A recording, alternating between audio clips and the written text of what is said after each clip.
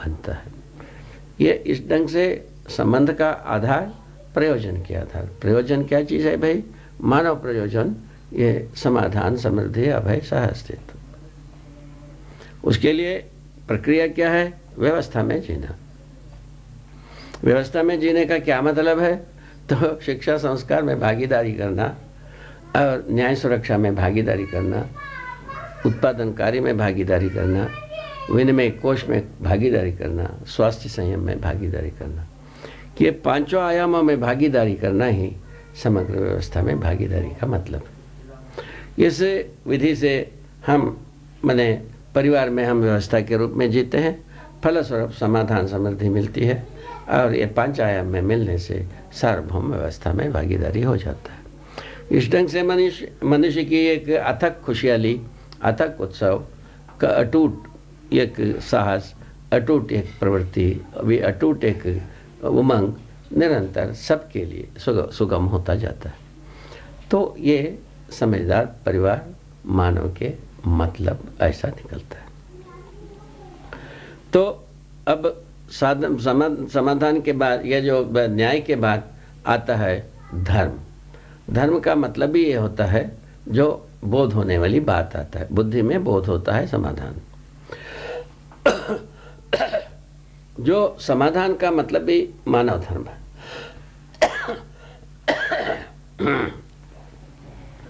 व्यवस्था में जीना मानव धर्म है। व्यवस्था में जब जब जीता है आदमी, तब तब आदमी समाधानित रहता है। अव्यवस्था में जीता है, तब तब वो समाधान के स्थान पर समस्या से ग्रसित हो जाता है। ये बात सबको समझ में आता है। इस क्रम में हम समाधान चाहते हैं या समस्या चाहते हैं, हर व्यक्ति से हम सर्वे कर सकते हैं। हर परीक्षण, निरीक्षण, सर्वेक्षण में हम इन तथ्यों को पाते हैं मानव के साथ। तो हर मनुष्य समाधान के प्यासे है। समाधान के प्यासे क्यों हैं, इसके ऊपर थोड़ा सा आपके सम्मुख प्रस्तुति। मानव धर्म समाधान के समान है। समाधान बराबर सुख, मानव सुख धर्मी है। समस्या बराबर दुख, समस्या को आदमी चाहता नहीं। तो भय और प्रलोभन के साथ समस्या सदा सदा बना रहता है और समाधान तो होते ही नहीं है भय और प्रलोभन के साथ। हम सोचते हैं भय और प्रलोभन के साथ समाधानित हो जाए। ऐसा सारा संसार तुला हुआ है। विज्ञान संसार भी तुला हुआ है और ज्ञान संसार भी तुला है। सभी इसी में तुले हैं। बहुत हजारों वर्षों की इतिहास में भय और प्रलोभन ही एक परिवार के गठन के मूल में, और व्यक्ति भी भय और प्रलोभन से भरा हुआ ये दिखाई पड़ती है। इसके आधार पर, भय और प्रलोभन के आधार पर हम व्यवस्था को समीकरण करने के लिए तमाम एक प्रशिक्षण कार्यक्रमों को आज भी संपादित करते हैं, जबकि व्यवस्था नाम की चीज़ हो नहीं पाता है।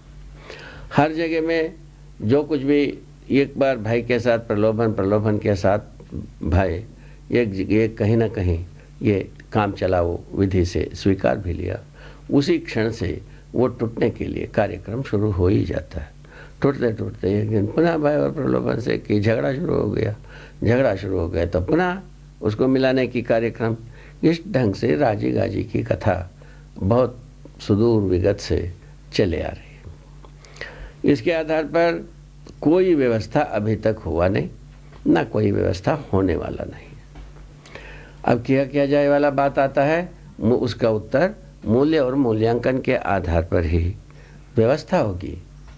परिवार व्यवस्था भी उसी आधार पर होगी, प्रौद्योगिकी व्यवस्था भी इसी आधार पर होगी, प्रशासनिक शासनिक व्यवस्था भी इसी आधार पर होगी। और माने कोई ऐसा जगह नहीं जिसमें ये मूल्य और मूल्यांकन से व्यवस्था ना हो सके। हर परिस्थितियों में व्यवस्था होगी। व्यवस्था का मतलब यही है तो मनुष्य अपने प्रामाणिकता को प्रस्तुत कर सके और व्यवस्था में भागीदारी कर सके और न्याय को निर्वाह कर सके। इन 3 बातों पर निर्भर है। तो इन तीनों बात इसी से आती है। तो न्याय धर्म सत्य पूर्वक ही इन तीनों बात पूरा हो पाता है। हर मनुष्य इसमें निर्वाह करने में समर्थ है और न्यायपूर्वक जीना हर व्यक्ति चाहता है, वो इसकी पूरा संभावना है। दूसरा मुद्दा समाधान के साथ जीने की बात आता है। व्यवस्था में जीना हर व्यक्ति चाहता है, व्यवस्था को सुगम बनाना हमारा काम है। ये सुगम कैसे होते हैं? समझदारी को लोकव्यापीकरण विधि से। तो हर परिवार में, हर व्यक्ति में, हर बच्चों में समझदारी का सूत्र और व्याख्या प्रवेश होने की व्यवस्था देना ही शिक्षा संस्कार का मतलब है। ऐसे सार्थक शिक्षा के लिए आप हमको कटिबद्ध होना एक आवश्यकता ही है और हम कटिबद्ध ही हैं। हम इसके मुद्दे में और कुछ आपके सम्मुख रखना चाहते हैं। शिक्षा विधा में हम ये देखा है तो शिक्षा का मानवीकरण, पहले आपको बताया था दर्शन, दर्शन के बाद विचार, विचार के बाद शास्त्र, शास्त्र के बाद योजना। योजना में एक योजना बताया जीवन विद्या योजना, जिसमें मनुष्य परिवार मानव होने के लिए काफ़ी गुंजाइश है। तो इससे आदमी परिवार में एक व्यवस्था के रूप में जी सकता है। यदि जीवन विद्या सटीक हाथ लगे। ये हर प्रौढ़ व्यक्ति, युवा व्यक्ति और वृद्ध व्यक्तियों के लिए यह योजना को तैयार किया। बच्चों के लिए शिक्षा व्यवस्था को तैयार किया। मानवीय शिक्षा के बारे में, शिक्षा का मानवीकरण कहा जा सकता है या मानवीय शिक्षा कहा जा सकता है। ऐसे शिक्षा के लिए भी प्रयत्न किया। ऐसे शिक्षा को हम एक स्कूल में प्रयोग किए। यह 5वें वर्ष का अनुभव है। इसमें हम ये पाए, तो इसमें इस प्रयोग में और जो बहुत एक सामान्य एक उपलब्धि पाई। तो वो स्कूल चल रही है।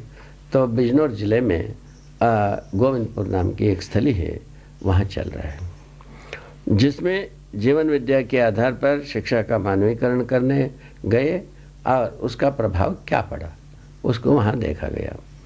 हमसे भी बहुत पहले इसको शिक्षा को स्थापित करने की पहले भी, बाद में भी लोग बहुत सारे शिक्षाविद यही कहते रहे, बच्चों के ऊपर वातावरण का प्रभाव पड़ता है। ये मैं इसका प्रतिवाद करता रहा। यदि मेरे बड़ों के ऊपर भी पड़ता होगा, हाँ अवश्य पड़ता है, तो मेरे ऊपर भी पड़ा होगा, अवश्य पड़ा होगा। मेरे ऊपर यदि पड़ा होगा तो हम अनुसंधान कैसा कर पाए? यदि वातावरण का प्रभाव से ही हम दबते, फिर बाद में हमको अनुसंधान कुछ करना नहीं था। आप जैसा रहते हो वैसे ही मुझको भी रहना था। हम क्यों तुमसे भिन्न प्राणी हो गए, भिन्न जानवर हो गए या भिन्न मानव हो गए? उसका क्या आप बताएंगे? उस जगह में लोग चुप होते थे, उसका कोई उत्तर नहीं दे पाते थे, किंतु वे कोई संतुष्ट नहीं हुए। हमारे पास कोई प्रमाण नहीं रहा, क्या करते हम? तो संयोग से एक स्कूल में हम शिक्षा का मानवीकरण करने का क्रियाकलाप लगाए और जिसमें ये पाए गए तीसरे वर्ष तक ये पाए तो बच्चों का प्रभाव वातावरण पर होने लगे। वातावरण का मतलब उनका गांव घर में बच्चों का प्रभाव डालने लगे। बच्चों में एक ऐसी अरमान उमंग आई, तो जीवन के रूप में हर बच्चे अपने को पहचाना हुआ मानने लगे और व्यवस्था में जीना अति आवश्यक है, इस बात को भी स्वीकारने लगे। इसमें परिणति ये हुई, बहुत सारे बच्चों ने जो शिक्षा के जो टीवी वगैरह में जो कुछ भी होता है उसके बारे में उनका मूल्यांकन होने लगी। उसमें सार कुछ नहीं है, इस ढंग से निस्सार है, ये भी निकलने लगे।